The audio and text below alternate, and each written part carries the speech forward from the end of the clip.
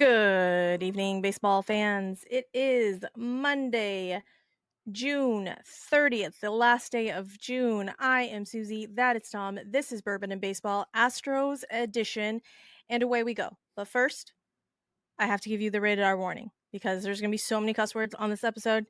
So many. All of the cuss words, good and bad. Good and bad. But this is a rated R episode for all of the cuss words. Probably some inappropriate adult humor, but mostly just the cussing. So if that's not your jam, that's okay. Go find other Astros content that's not as fun. But we're going to be here. So if you don't mind that, stick around. It's a good time. But if there's little ones around, now's the time to put in your earbud, put some earmuffs on them. I'm giving you fair warning, okay? So don't send me mean DMs or anything like that. If your child now learns how to say bad words, okay? I'm just warning you. Just warning you. All right? Now with that, away we go. Tom, I think I titled this episode the same thing that I titled the last episode. So I have to go back and really like hone in on that. But I titled this episode Best Record in June. So you should go. No, really, seriously, best record in June. That's what we should call this because it Okay. I was the think best record in June before, and it is now seriously the best record in June now. There was a chance if things fell a certain way between the last time we talked and now that someone else would have had the best record in June for the entire league, but it is now clear cut. Your Houston Astros have had the best June in all of baseball. it's true. And I feel like not enough people are talking about it. And that offends me somehow. It Like shouldn't. I'm part of the team, but we should just be used to it here in Houston, right? Exactly. That's what the norm is. It's that word inevitable. But really and truly, y'all, why are not more people talking about the Houston Astros and what we just did in June? We just swept the motherfucking Phillies. We just took 2 of 3 from the fucking Chicago Cubs. And yet the Cubs are ranked higher in playoff rankings than us. People are still, oh no, the Phillies, they're fine. But I don't understand it. I don't understand it, and I'm a little offended. My Have you ever delicate heard, sensibilities. have you ever heard the phrase "silence is violence"? So I have for I me, have not heard that phrase. for me, their silence is all the violence because they want to be talking about the Astros negatively. They want to be out there going, see, we told you the dynasty was over. They wanted to tell you, see, the injury bug got them. They should have paid all those guys. They want to say all those things. You know why they can't say those things? Because it didn't fucking matter. And here the Stros are, and they hate it. And the silence is beautiful because you know what? Don't talk about them. That's fine. We know you know they're there. I promise you, everyone else knows they're there. I promise you, Seattle knows they're there. I promise you, Texas knows they're there. Do they though? Oh, Do people realize that the Houston Astros have the third best record overall in the entire league, behind the Dodgers and the Tigers? Do people realize that? Because I don't think people do. oh, they do. I They're sick to their fucking stomach. It pains them greatly. They are in pain. That's why you don't hear them because they're somewhere being upset. And they don't want you to see them upset. They want you to see them going, ha ha, I told you. And they can't do that right now. And they go, how are they doing this? And where's that mean? It's like they can't keep getting away with it from like whatever. Breaking Bad, I think it is. I don't know. And that's what it is. Because right now, if you looked at their lineup, if you looked at their rotation, there's no real reason for what the Astros are doing other than they're inevitable. Houston is wagging, y'all. You should probably just get used to it. You should probably just get used to it. I'm just saying. And might I remind y'all that we are doing all of this without Yordan Alvarez, without re-signing Alex Bregman, without Kyle Tucker, without 3/5 of a fucking rotation of starters that you would know. Because if I were to tell you that this rotation is made up of Hunter Brown, Framber Valdez, you're like, oh, okay, cool. 1 and 2. Yes, absolutely. And then behind them is an array of Colton Gordon, Brandon Walter, Jason Alexander. I totally forgot about Jason Alexander that came up and made a spot start and then went back down to AAA. And shoved. I people are sitting here and being like, Colton Gordon, Brandon Walter, who are you exactly? Fucking exactly. Ryan Gusto. We've been talking about Ryan. So really and truly, we are the island of misfit toys that somehow we are doing this. We are doing this, and is now the time that you have to apologize, Tom? Is now the time that you have to apologize to Jake Myers? No, I don't have No? to apologize, Jake Myers. We're still not I do doing not. that? Okay. Not We're gonna not do doing it. that. Okay. Not gonna Okay. do it. I That's fine. stand on business that while he is having the season of his career, that these things are not, to me, sustainable. And I'm happy for Jake Myers. I was happy when Martin Maldonado got a hit or when he threw a guy out. Did I think in Okay. any sense of the imagination that was Martin Maldonado all the time? Absolutely not. Martin Maldonado hits a home run. Oh my God. That section of the Astros fandom went crazy. And that would carry them for months. Meanwhile, just an average dude. And Okay. and for me, I believe Jake Myers is an average dude that is having an amazing season. I will not take anything away from his season this year. He is being very smart about what he's doing. His approach is totally different. Could that be him forever? I don't know. Maybe. I think the moment he tries to be anything more than a slap hitter, the moment he tries to add power, where he's always coming out of his helmet, but I mean, when he really tries to drive the ball, he will be the same dude. And I hope he never changes. And he's just him and the center fielder, and they keep him on friendly deals and all of that jazz. But I just don't see it. Okay. So are you saying that we should sell high on Jake Myers right now? 1,000%. I'm so glad you brought that up because at some point, that's exactly what I want to do. I think that if the Astros can do that with Miles Straw and go get what turned out to be an amazing trade that carried them forward in this thing 5-10 years with Yainer Diaz, you could absolutely do that with Jake Myers. You could absolutely do that. Now, it's not a popular thing. It's not sexy. People don't like it. Why? He's batting 300, Tom. You're stupid. You're fucking dumb. I'm like, okay. Before that, what was he? What is his career batting average? What is his career WAR? What is all of those numbers? For people that want to have this conversation about Cedric Mullins, because Cedric Mullins is a hot button topic that just came up in different social medias with the Astros potentially looking at him. Everybody's like, oh, he's not a good player. Look at his numbers this year. But up until that point, really good. Baltimore's down across the map. That whole team is struggling.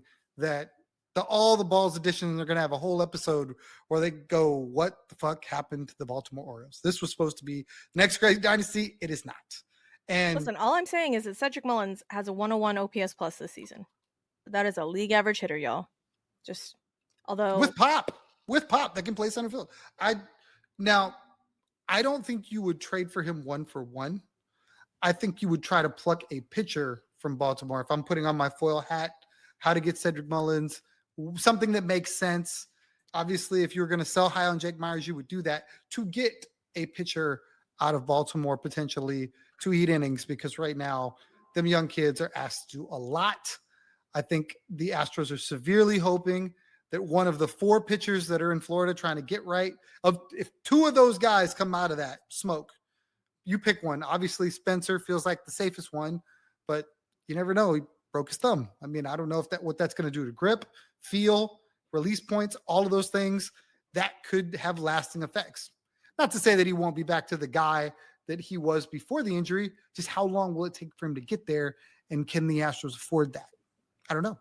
listen, I understand that everybody is talking about Cedric Mullins this and Cedric Mullins that, and the reason that we want him is because he's a left-handed bat. Like, I get it. I understand. All right. Can I interest you in a player that has a 144 OPS plus Always. from the same team? However, that is right-handed. I don't know that you're going to be able to make that argument because of Dana Brown's comments. Dana Brown has been adamant for years now, right? That he wanted more left-handed bats. It's always been a trying to get the balance. The Astros have been severely right-hand dominant. It's even worse now with the lack of Kyle Tucker. I don't see a scenario where they go out and get another right-handed bat because you have a team full of right-handed bats right now. You've got two Yes. only dudes However, why are we trying to get a left-handed bat? to keep pitchers honest. I saw a great interview, or I didn't see, I heard a great interview this morning. It was on Sports Talk 790. They were interviewing Sparky, Steve Sparks, and he was making mention of the way that Jameson Taillon, he got going. He threw a ton of pitches, but he got comfortable and ended up lasting as long as he did because he was able to throw certain pitches into right-handers and get comfortable throwing it into right-handers. I think it was a cutter, and that just kind of fueled him because he didn't have to change pitches shape and in and out facing more left-handed bats. He thought the fact that there was only one left-handed bat in the lineup or two left-handed bats in the lineup really hurt the Astros in that way. And if it wasn't Steve Sparks, I probably would dismiss it. But since that guy's been around the game for a long time, been around the Astros a long time, maybe he knows what he's talking about, and maybe they need that left-handed bat. I get it. I do. I understand. However, typically left-handed bats combat right-handed pitchers, right? That's kind of the old adage is lefties see righties better. Yes? Can I tell you what Ramon Laureano is hitting versus righties? I mean, you don't have to tell me anything. Ramon Laureano used to kill the Astros once he was an ex-Astros farmhand. I've seen enough of him to know what he can do. I don't know. It's a 980 OPS, people. A 980 OPS. Right-handed bat versus right-handed pitching. Now, I don't know. Maybe that's just me saying, why would I want a subpar left-handed bat in the lineup when I could go get an awesome right-handed bat that's going to add slug into the lineup? I don't know, because I guess it's what it would cost you to get him. At that point, if you're going to do that, you might as well just plug in Chas McCormick. Now, you know how much this I'm hurts. pulling at heartstrings, people. God, you know how much this hurts because I love me some Chazzy Fizz. Love me some Chazzy Fizz. Him and Jordan are in Florida, supposedly taking swings together, swinging bats, swinging baseball bats. That is not a euphemism for anything else, people. They are going to Florida to rehab and get hits off of the pitchers that are rehabbing down there. Not a euphemism for anything else. I see y'all. Don't do it. Don't do it. That's not what I meant. Okay? Now, Ramon Laureano is signed through this season, 1 year, $4 million. Cheap. Come on now. What I'm about to say is my only concern about Ramon Laureano, because playing capability wise, he's got the numbers over Cedric Mullins, obviously. However, is he going to be a fit in the clubhouse? That's my only concern right there. However, you know that each team needs an asshole, right? Each team needs that kind of fuck you guy. And I feel like Ramon Laureano could be that guy for the Houston Astros because we don't really have one of those. I was about to say each team doesn't need one. The Astros don't have one, and I think that irks Susie because Susie likes to have a fuck you guy. She is the queen of give me a guy that's going to go out there and ruffle feathers. I'm looking at you, her Las Vegas brethren, whose name that slips my mind. Tommy Pham. 100%. Oh, I don't know. I mean, I feel like if that's the case, why aren't we just talking about Big Z coming back and filling that void? Are we talking about Zach DeZenzo? Yes. Is that the Big Z that you were referring to? I know of no other Z on the Astros roster that would be that big. 6'5", 220. Because he's a rookie, and are we placing all of our hopes and dreams on the shoulders of a rookie? I understand that Cam Smith is out here. Cam Smith is out here fucking batting cleanup against the motherfucking Cubs. I get it. I understand. We're gonna hit on that more in a little bit. But now we're We're just all the rookies. So you We're said gonna be the Boston Red multiples. Sox. We We're could gonna do be the Boston one Red Sox and multiple. be like, hey, guess what? Rooks, come on up. It's your time to shine. Let's fucking go. All our hopes and dreams on y'all's shoulders. Is that what we're doing over here? No, but I really feel like he's a lot like Cam. I'm glad you mentioned Cam because when you talk about Big Z, I really think before the injury, he was starting to really click. Spring training, if Cam Smith isn't in spring training, Zach DeCenzo, we've said it on this show multiple times, would have been the guy that would have been the hot, sexy name. Look out, this guy's coming. He could be everything.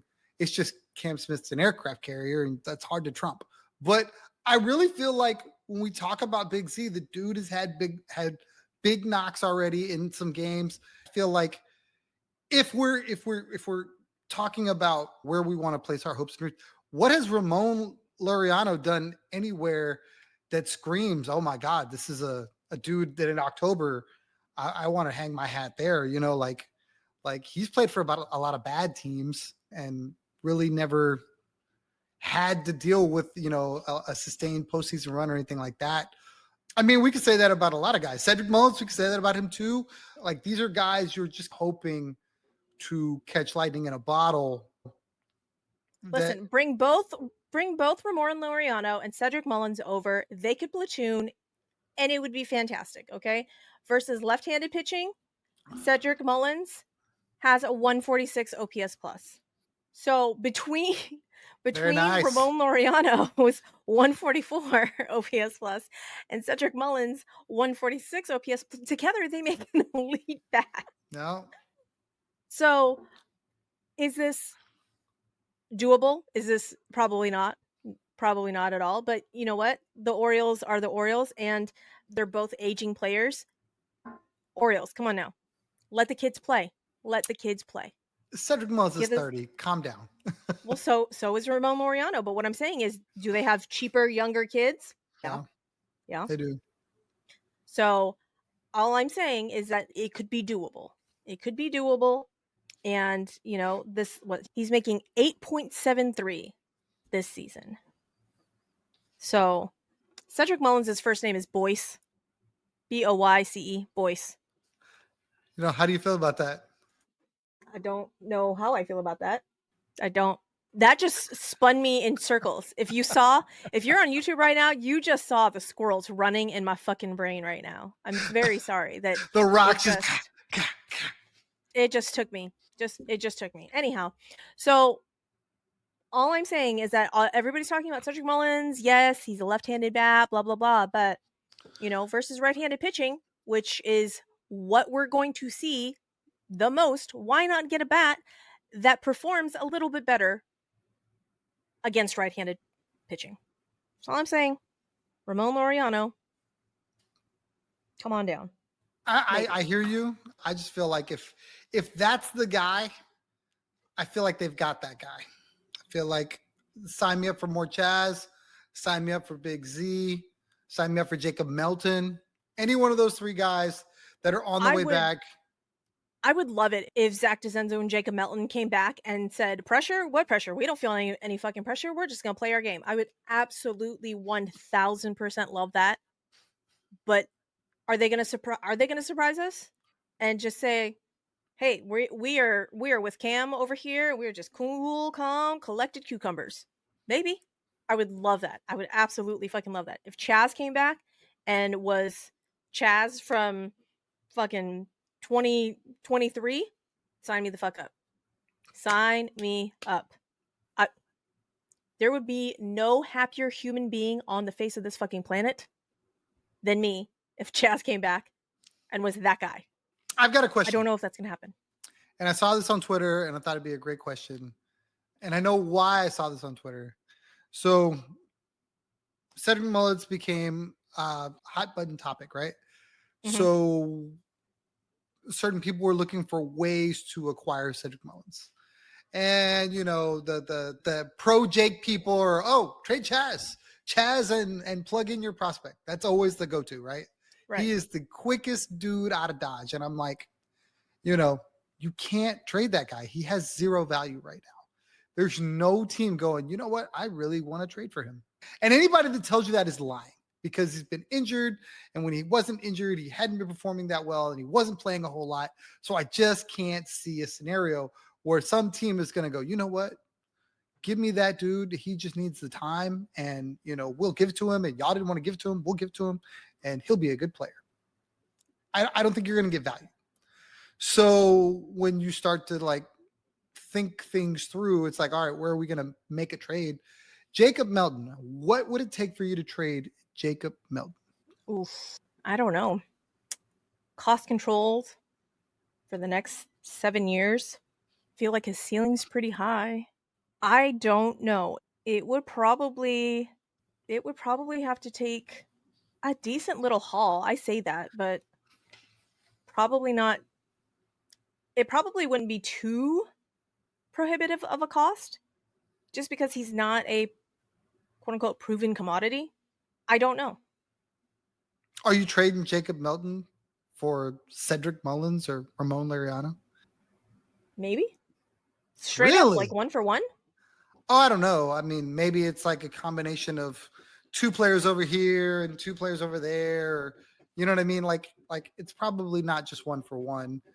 The Astros are probably going to want more than either one of those guys because I would think Melton would have the higher value on whatever little machine you plugged in over those guys because I think they're both on 1 year deals and then you would have all the control. To me, it seems like it'd be bad business. My washer is going nuts right now, so if you hear it in the background, I apologize. I'm very sorry. It's a very professional show that we put on over here.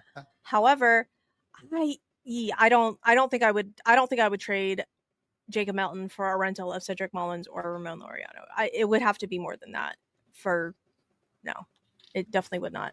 Can I interest you in some numbers, some actual hard facts Data? and Sure. statistics?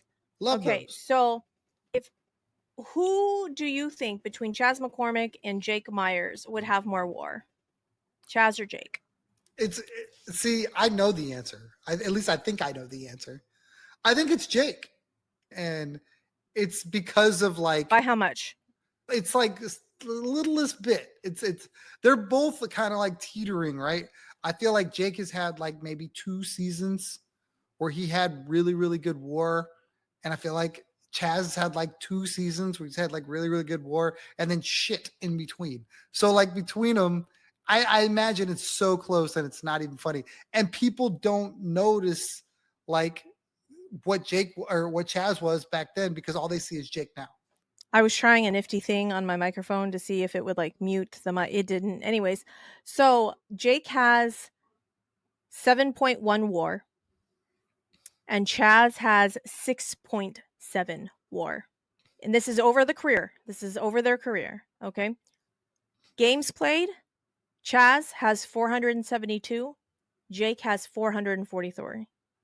443, excuse me. Plate appearances. Chaz 1504. Jake 1474. Hits for Chaz 333 versus 325 for Jake. You want to talk about thump? Chaz 55 home runs versus Jake's 33. 193 RBIs for Chaz versus 157 for Jake. Stolen bases 36 for Chaz, 35 for Jake. Batting average 250 Chaz, 244 Jake. OBP 325 Chaz, 306 Jake. Slug 418 for Chaz versus 376 for Jake.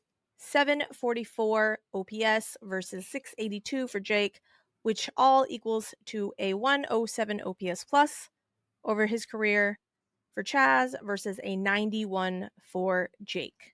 So, while yes, Tom has a point that the value for Chaz this season is not here, I think they're going to look at the overall numbers for Chaz and say we can take a chance on him.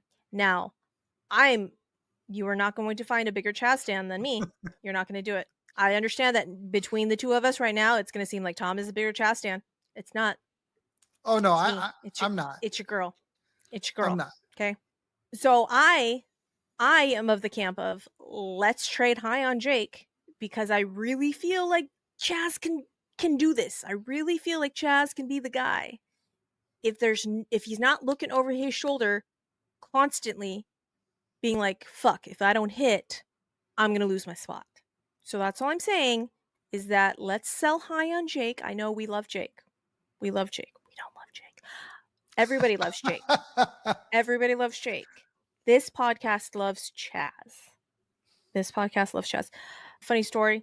Like I said, I sarcastically started calling Jake Myers Hey King Jake Myers on Twitter, and They I love would you say it for it. out loud. I would say it out loud, and but my one of my kids doesn't pick up on the sarcasm all that quickly. So she thinks that I'm saying it seriously. So now every time Jake Myers gets a hit, she is the first one to be like, "Hey King Jake Myers, mom." Oof. And I don't have the heart to No, break it baby. to her No. that I was being facetious because she says it so earnestly and it's the most adorable thing in the entire world. And I can't break her heart. So I have to swallow. I, I have to swallow down every time that Jake Myers gets a hit because he has been doing well. He has been doing well this season. But every time hit King Jake Myers, here he is doing the things. Hit King Jake Myers with his noodle arm doing the things. We See, love that's what we bothers me love more Jake than arm anything else. his Like, noodle arm. yes. And I'll put it like this, like you said, Jake and Chaz are very similar. Like numbers wise, they're just a guy. And I've always felt that Chaz got a raw deal after the World Series. I think he should have started the season opening day center fielder. I think that has fucked with his head since that point. He was on no greater high. There, like, I don't know if Dusty Baker just had an axe to grind, you know, something. He didn't like the way he looked at him. I don't know. There's no reason that to me that Chaz Myers shouldn't have been opening day center fielder after he basically made the play to win the World Series for the Houston Astros. And for me, I think it's been a long road till I get over. And I think I get it. Nothing's worse than being slept on. And for me, the defense I think is a wash. I think both of them play exceptional defense. But I feel like Chaz has the stronger arm, and I can't By like a hair, people. Not by a bunch, but like by a hair, his arm is a little bit better. and I can't fathom a world where your center fielder who has all this ground to cover, who has to go to the deepest part of the park, has no arm. And it's like, I don't want to hear about all the catches he makes if every time somebody gets a single, they turn it into a double because they're not afraid to run on this guy. And I've seen it too many times where I'm just like, you don't see that on Cam. Cam has people scared to death. Like, we are not trying this kid because he's got an absolute cannon. I need that in center field. I don't care what his name is. I would like it to be Chas McCormick, but if Jacob Melton is that dude, if Cooper Hummel is that dude, come on down. I need a dude that basically is like, look, I'm gunning you down. Now, do you use that all the time? Probably not, but I think it's it's important. I really do. Side note, Taylor Trammell in left field. My goodness, you want to talk about some defensive fucking plays. That man, wow. Okay. He is running and gunning balls down. Oh, all right, Taylor Trammell. Your bat may be non-existent, i.e., Luis Guillorme too, but the defense, my gosh, like you want to talk about leather gloves that can pick it. Wow, wow. So this is my hat tip to you, Taylor Trammell. Glad that you're. Was it calf? Was it a calf injury that he came back from? I think so. A strain. Yeah. Welcome back, Taylor Trammell. I wish that your bat was a little bit heavier. That's neither here nor there. So let's talk about that Philly series real quick.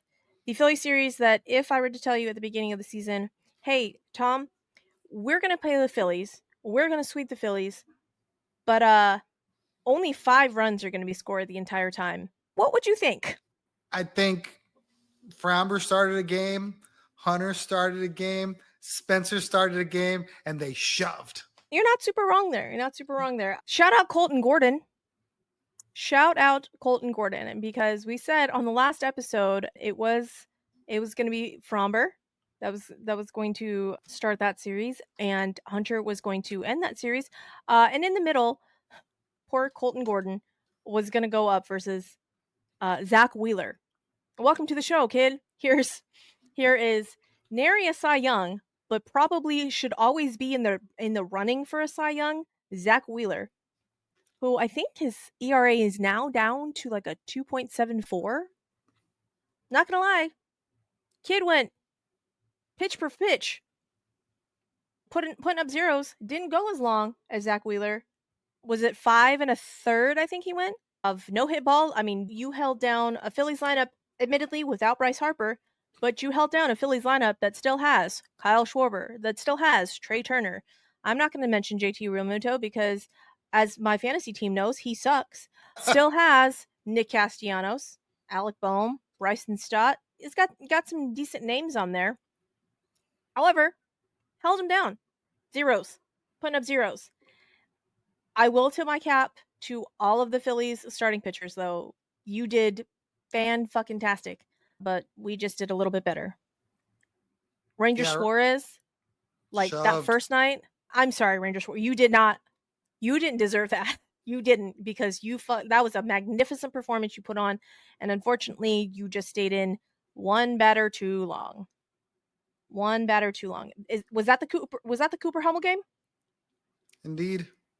Yeah. So if I were to tell you at the beginning of the season we were going to win a game 1-0 off of a solo bomb, would any of you said, "Oh yeah, Cooper Hummel's gonna hit that home run"?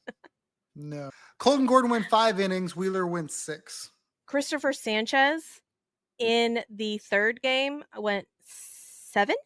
I think he went 7 innings. Mind you, this is all from memory, and that was like a week ago, people. So be nice if I'm incorrect. Tom's gonna Sanchez went 6. Hunter went 7. excuse me. I got my badass pitchers mixed up in my head. Sanchez had 11 Ks though. Oh yeah, it was a magnificent pitching performance all the way through. All the way through. Our pitchers were just a little bit better. Our bullpen was just a little bit better. And our hitters, obviously, just a little bit better. That third game, Susie tweeting, needed to be a little bit better because pitchers duels all series. Third game, give Hunter Brown runs, guys. And it's like nobody's scoring. I just, at that point in time, since we had already won the series, I was okay in the fact that we already won the series. Series sweeps are hard. I was trying to be okay with not getting Hunter Brown a fucking W. But we are taking this whole baby JV mantle just way too fucking seriously, guys.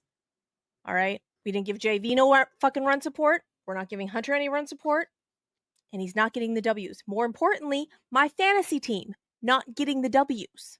All I'm saying is that I need the boys to step up. I need Hunter Brown to get the dubs. Thanks for tuning in to Bourbon and Baseball Fantasy Baseball Edition / Astros Edition. Yeah. Where fantasy baseball matters. Absolutely. Absolutely. It does matter, okay? It does matter, because guess who's still third? This girl right here. Anyhow, moving on from the Philly series that, we swept and that literally no one was fucking talking about. I was so mad that nobody was talking about the Astros sweeping the Phillies with 5 runs. Had it have been the other way around, it'd be the Phillies are the team to beat in the NL. The Astros are in trouble. Here comes Seattle. The gloom and doom would have been everywhere. Everywhere. But instead, crickets. Everywhere. I was upset. The Cubs come to town, and all of the news outlets, this is a dream come true.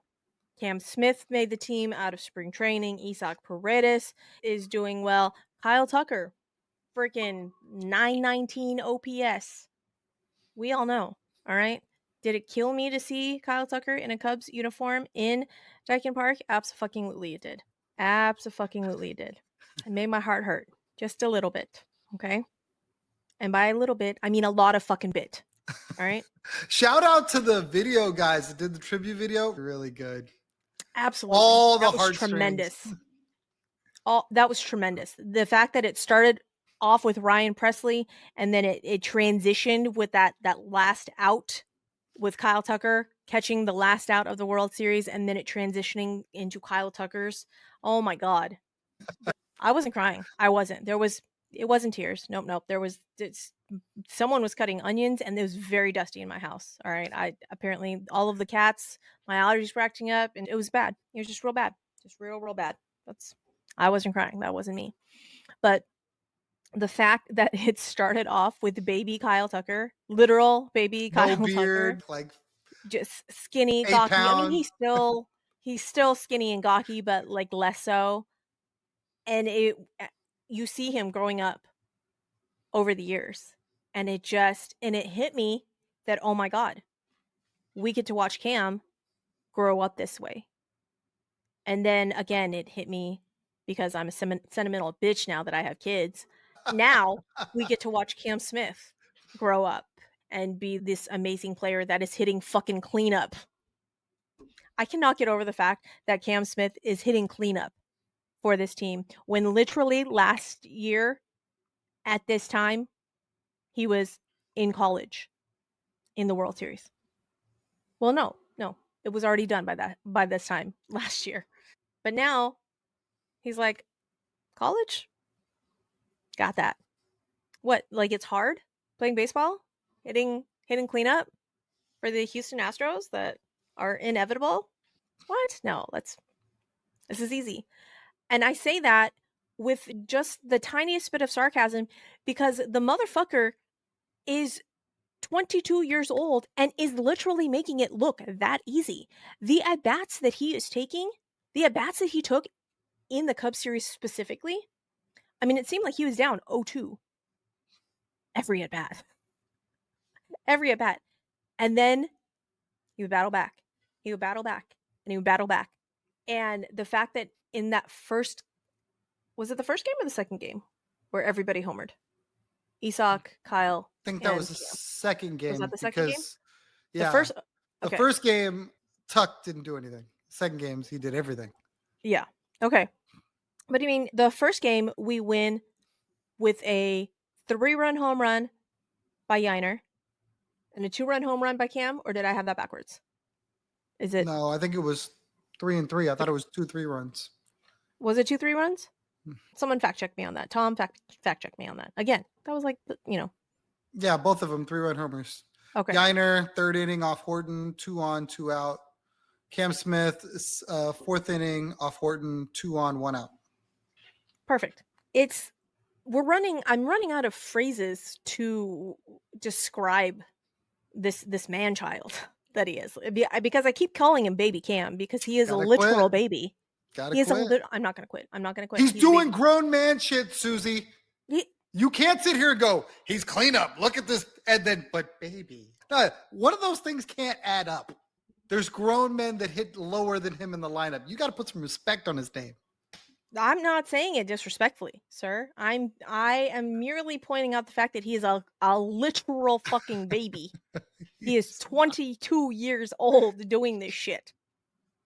And looking not overmatched at the fucking plate. Like that is really what I am so impressed by. Even from the very beginning when he wasn't hitting tanks. Just the quality of at bats that he is putting up. Cam Smith, I tip my hat to Cam Smith. I talked about morning sports talk 790 show. It was the Salisbury show. Steve Sparks. They asked him, "What do you think about Cam Smith? You know, this is incredible. Tell us." And Sparky was like, "Look, his ability to make adjustments within the at bat, it's just something you don't see this early." And Salisbury tried to get him to, hey, comp me. What is this? He's like, look, I don't want to do that. I don't even know what this is. it's too soon. I can't do that. I don't know. He said something that I thought was great. He said, we're probably looking at his floor right now, which is nuts when you think about it. Like, that's his floor. And I thought it was awesome because honestly, if this is his floor, the ceiling is just stupid and very expensive. And I don't know if I want to talk about that, what it's going to take. There are people that are clamoring to extend him right now on some dumb shit. You know, one of those 10-year, 200 something million, try to like get out in front of all the RBers, try to like take care of him now so that you have him longer. And part of me is not opposed. Cam Smith has a 118 OPS plus, y'all. A 118 OPS plus. That is 18% better than your average baseball player. And he is 22 years old. This is absolutely insane. I'm running out of words to describe Cam Smith. And it cracks me up that on Baseball Reference, under nicknames, it literally says Sweet Pickle or Aircraft Carrier. They know. It is Cam Smith has literally rocketed through every preconceived notion, thought, anything that I thought Cam Smith was going to be this year. He has just right through it. I at no point in time did I think that Cam Smith was going to be hitting cleanup in June/July. Well, let's be clear real quick. Like, yes, he batted cleanup for a couple games. Do I see him long term batting cleanup this year for the Astros? Absolutely not. I think the minute Yordan Alvarez shows back up, all of that changes. I don't know that he bats cleanup again unless, Jeremy Pena is going to be out for a long extended period and, no one comes up to replace him. No one gets hot. Like, I think that was a spot thing. He handled it amazing. That's not to say they won't do it again, but I don't think you're going to just pencil him in for the rest of the season. Okay, that's fair. Currently constructed, who's going to replace him now? Right now, I don't want Jake Myers. I don't want Jake Myers there. I don't want Mauricio Dubon there. Isak is leading off. We're gonna get to Jeremy Pena in just a minute. Everyone's gonna, if you are not on social media and you don't know, Jeremy Pena got hit in the ribs on Friday, and unfortunately now has a broken rib, has a fracture in his rib, so will be out. We're not even going to go into timeline, guys, because we all know the Astros history with injuries, and it suffices to say Jeremy Pena will not be in this lineup for a while. So right now, Isak Paredes is leading off, right? So you got Isak leading off. Jake was in the 2-hole. Jose Altuve batting third. Cam Smith batting fourth. So now, tell me who you want batting cleanup if Yordan is not in the lineup. Yainer Diaz. Okay. And this is probably why. And hopefully this is much to do about nothing. Yordan is getting close. People are saying to a return. And I think 2 weeks from now, we may not be talking about where to put people because you've got Yordan batting cleanup.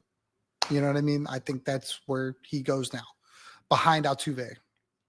But I mean, for me, Yainer Diaz has been really, really good. I think, he's kind of been lost in the shuffle. Obviously, he doesn't take all the pitches.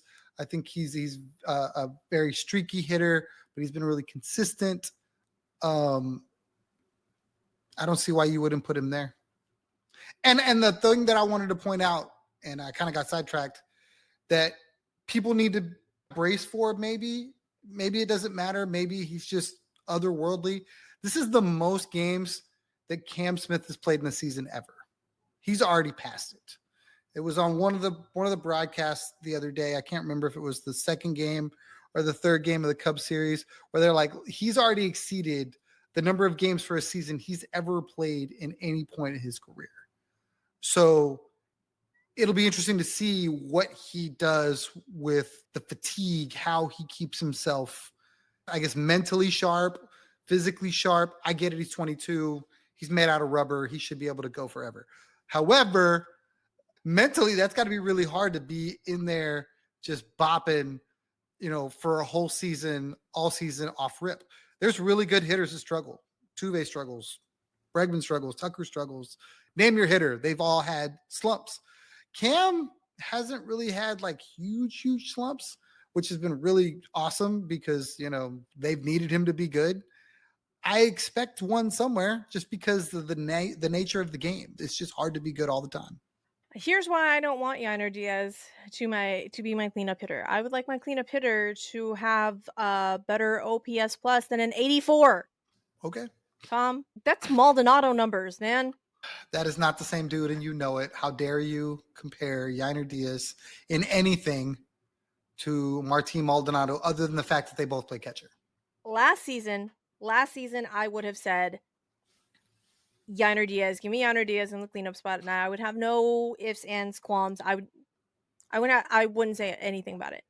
This season, with as much as he's been struggling, I don't want Yainer Diaz in the cleanup spot. We say this because for much of this season, let me preface this with I love Christian Walker. Love Christian Walker. I have watched this man for the last 2 seasons on the D-backs, and it was not this guy. Okay? So for all of the people that are saying, "Oh my god, Christian Walker sucks." Yes, he is not great. Is not doing very well now. And I'm hoping that he's going to get out of this rut. We're going to talk about the series that are coming up, and we're going to talk specifically about Christian Walker and the series that are coming up because there's a very specific reason, and I'm hoping that this is going to turn around. However, Christian Walker and his 78 OPS plus had been batting cleanup for us for many a game. For many a game this season, and unfortunately has dropped to like 7th now in the order, which I think is the lowest that he's batted since 2019, I think, since he came up essentially. So it's not great. He's fighting himself over there. We all know, but I'm hoping that it's going to get better.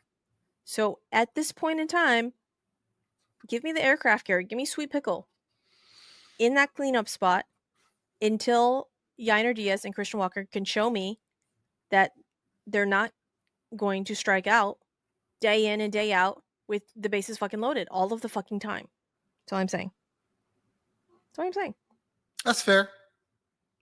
So I would just counter that by saying you're looking at his season, and that's fair. You can look at his season, and you could look at the last 7 games and say they're not good. But over his last 30 games, Yainer Diaz is hitting 267 with a 306 OBP and a 422 slug. I mean, 12 RBIs, 31 hits. It's kind of good. Like I said, he's a streaky guy. The issues that you have with Yainer, the concerns. I don't want to say issues, but concerns that you have with Yainer, I have with Cam just for the other reason. I feel like at some point he's going to hit a wall, and I don't know if I want him to do it in cleanup. Now, if you want to spot start him there, cool. I really hope that we're not talking about it because Yordan Alvarez is back, better than ever, rehabilitated, ready to terminate, and just goes nuts. okay, that's fine. That's fine. I agree. I hope that Jordan comes back and is fully healthy and nothing hurts on him, and we don't have to have this conversation that it'll just elongate the lineup and that Cam Smith can hit 5th or 6th in this lineup and drive in even more runs. I will take that. Okay. We gotta tip our cap though to Isak Paredes because that man, you want to talk about professional at bats? You want to talk about quality of taking pitches, that Isak Paredes, like, that should be the definition. We should open the dictionary, and see quality plate appearance, and the Isak Paredes's picture should just be right there. Because in this last game, versus Jameson Tyone, Jameson Tyone pitched 103, 107 pitches, hadn't gone past like 94 all season. And Isak Paredes literally saw a third of his pitches. I think all told, I think he saw like 32 pitches from Jameson Tyone.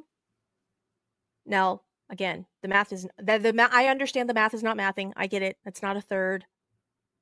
Like, 30%, I definitely. think was what you were Okay. looking for. This is not a math show, motherfuckers. Okay. I'm not that Asian. Get over it. But the fact that Isak Paredes, literally, the first at bat, just 10, 12 pitches, just is insane. Absolutely insane.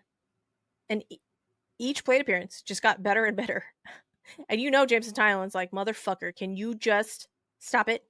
Just stop it. And Isak's like, no, throw me something else. What can you get? Nothing. I love Isak Paredes's plate appearances. And there was a little bit of time there where he got away from that approach, and he first pitched swinging, and just, I'm like, sir, that's not what we signed you up for. That's not why we signed you.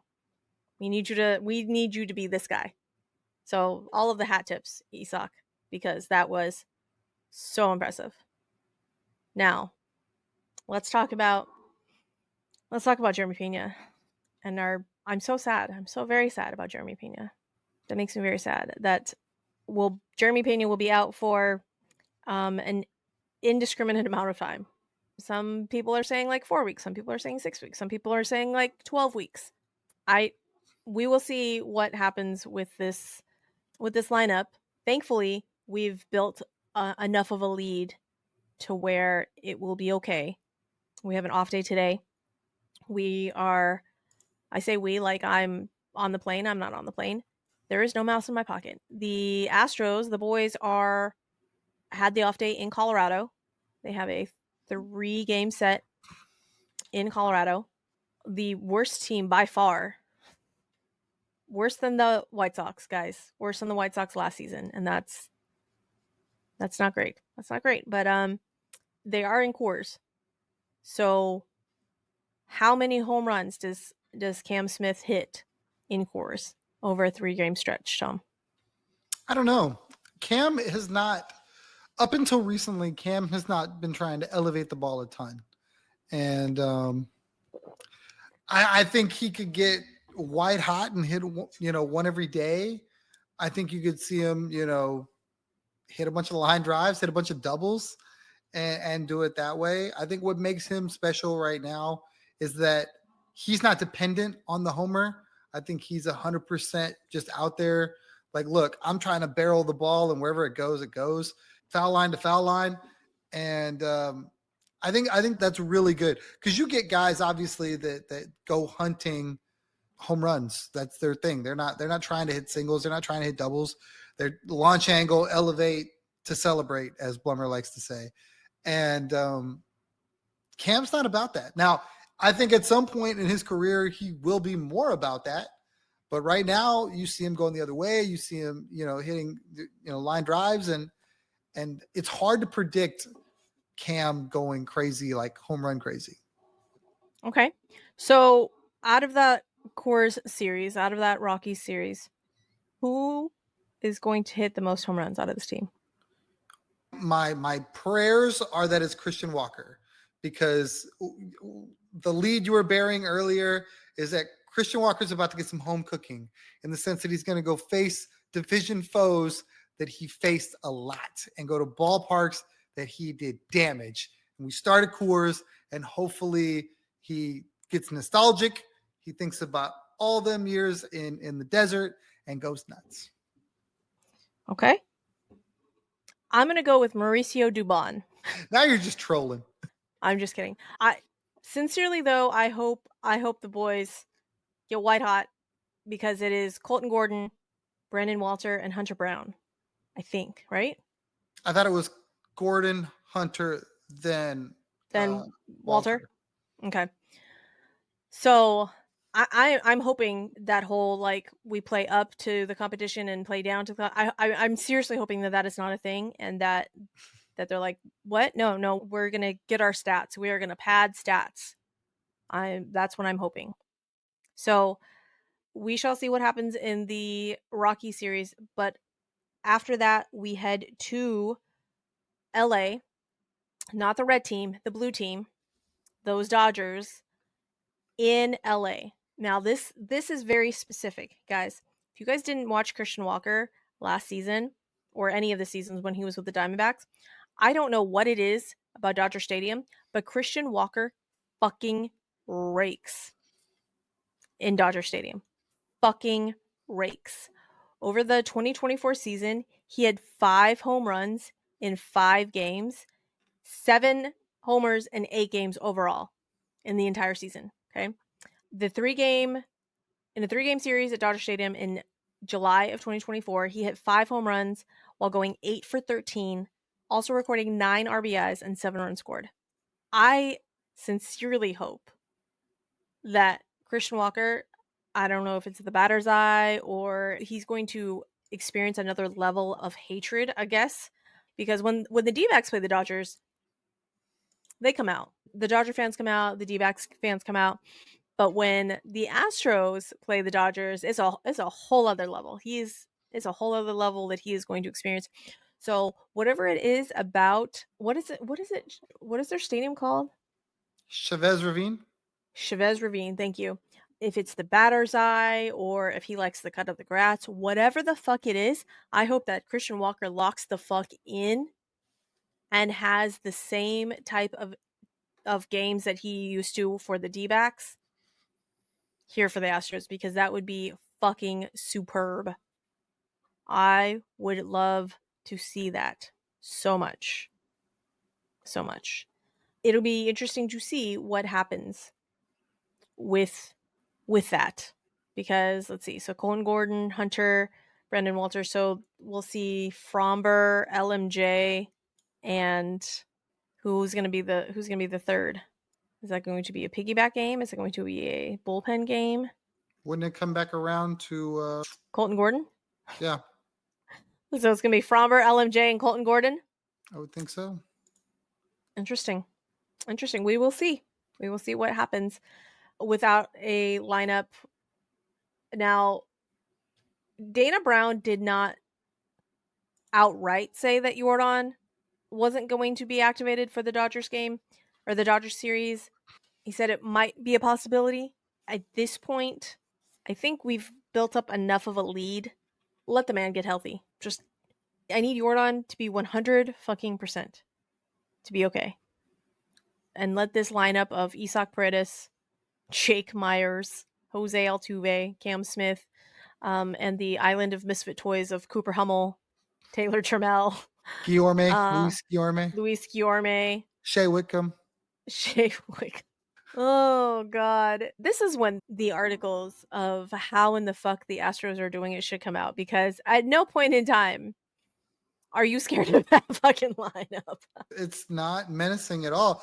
But when the pitching is so good, you get timely hitting from some guys. I mean, the last game was literally an Altuve 2-run bomb. That's all it was.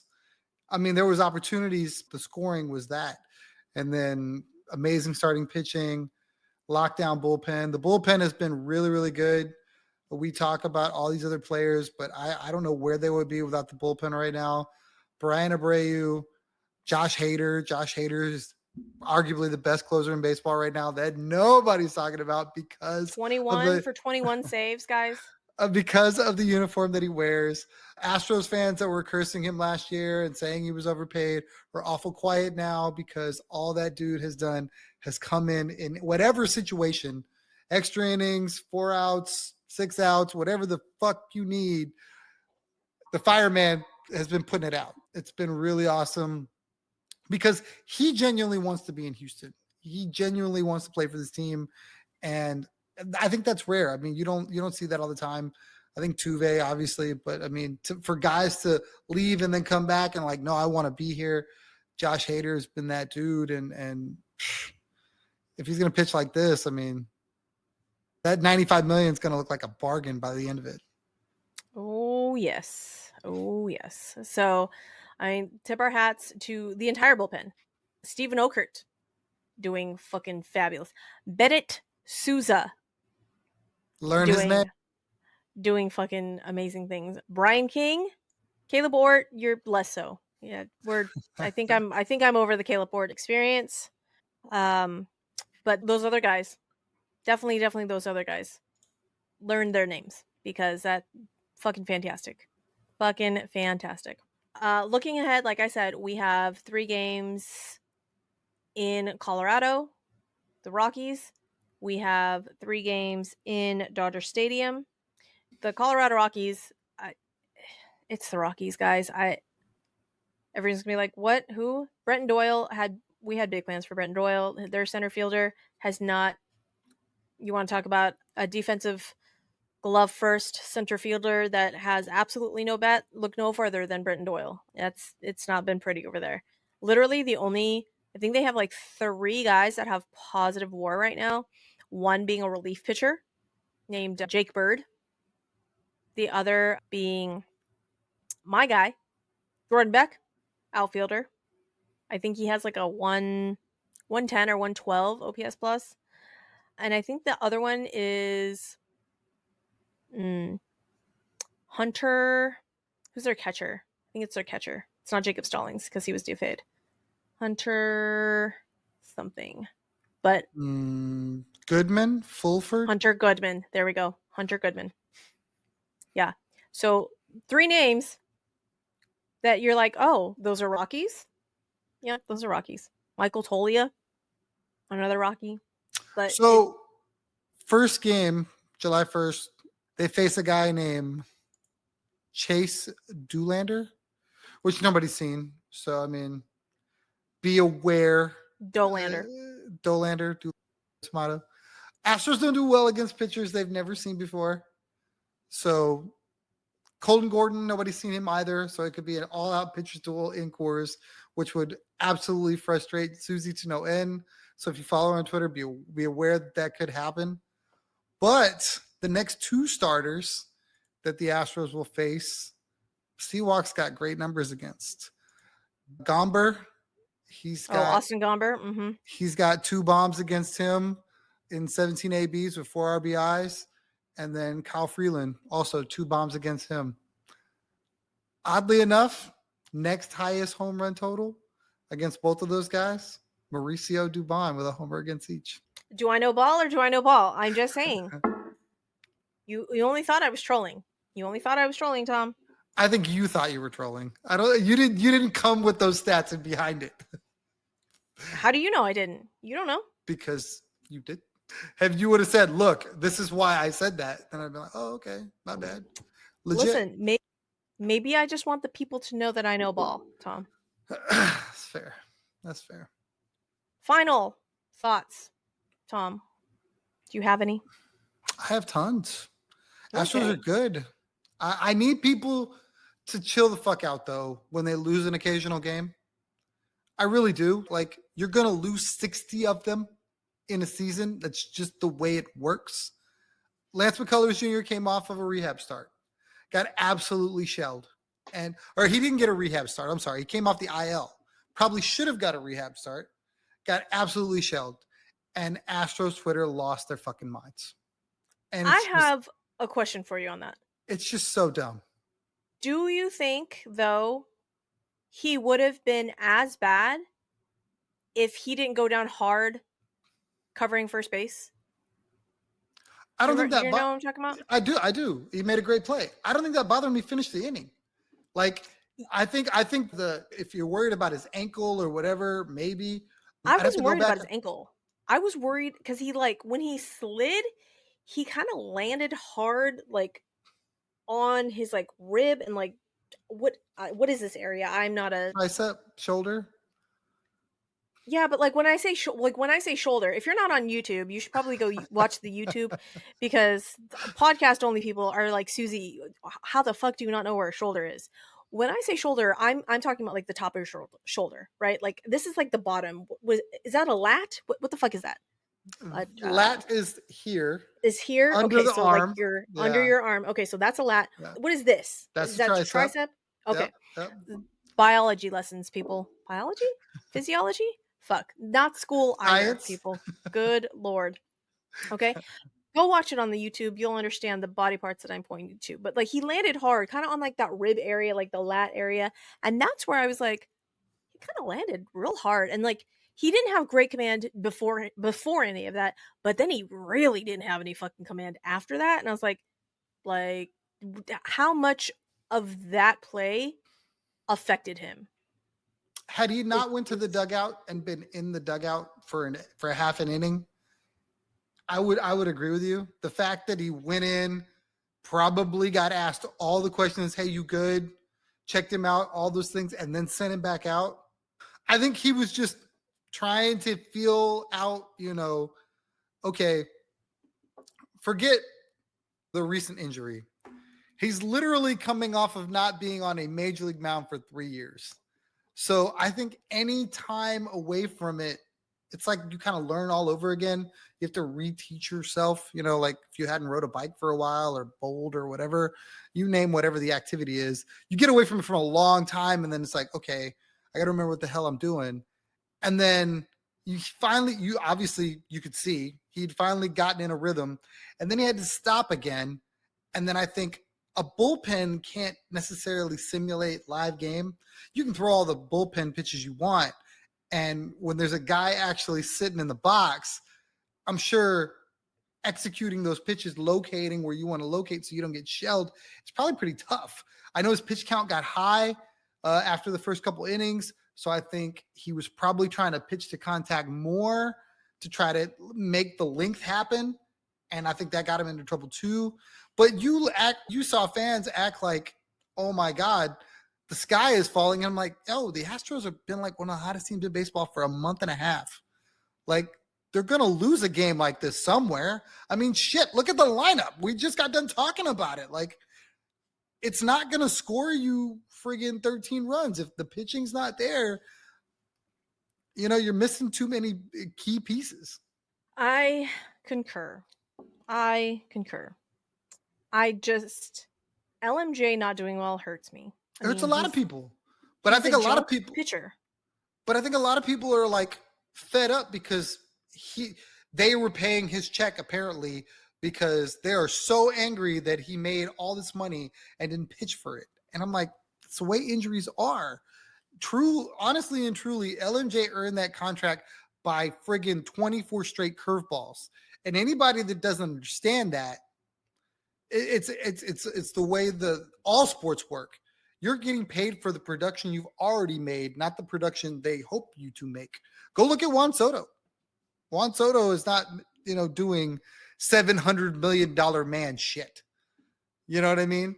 But he's arguably that good, and he will go on stretches, and he has gone on stretches. I mean, the only guy that's actually probably out earning one of those ridiculous ass contracts is Shohei Ohtani because it's Shohei Ohtani. Ooh. Do we know the probables for the Dodgers? No, way too far out for that. We'd have Way to too far like out. guess it. And you want to talk about a depleted starting rotation? Dodgers. Dodgers, I think, probably have more pitching injuries to their starting pitching than we do. That's Which uh is it's hard to do. that is hard to do. That is hard to do. But maybe we'll see Shohei for 2 innings because what he just pitched yesterday, I think. So we may see Shohei Ohtani for like 2 innings. One more final thought, because that's how we started this whole thing. We talked about the Astros being inevitable, and part of that is just constantly just a giant fu to all the MLB people that say that our farm system is ass and continually say our farm system is ass. And the Astros are going to have two players in the futures game. for the minor league all-star game, basically.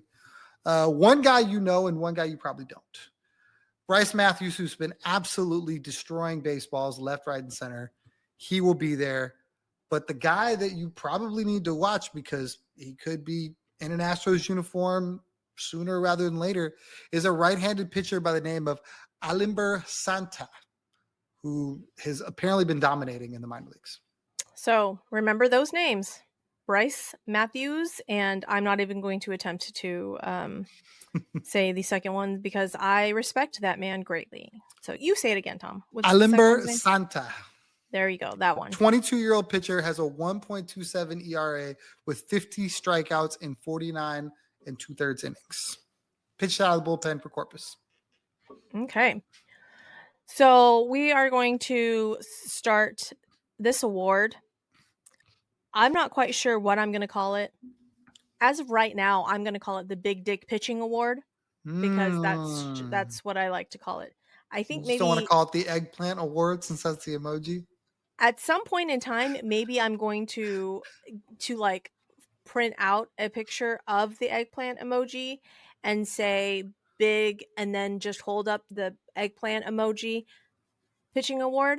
But at that moment, I don't currently have that. So right now, it is going to be the Big Dick Pitching Award, and unfortunately, I cannot give that to one member of our pitching staff because at this point in time, it has to be the bullpen.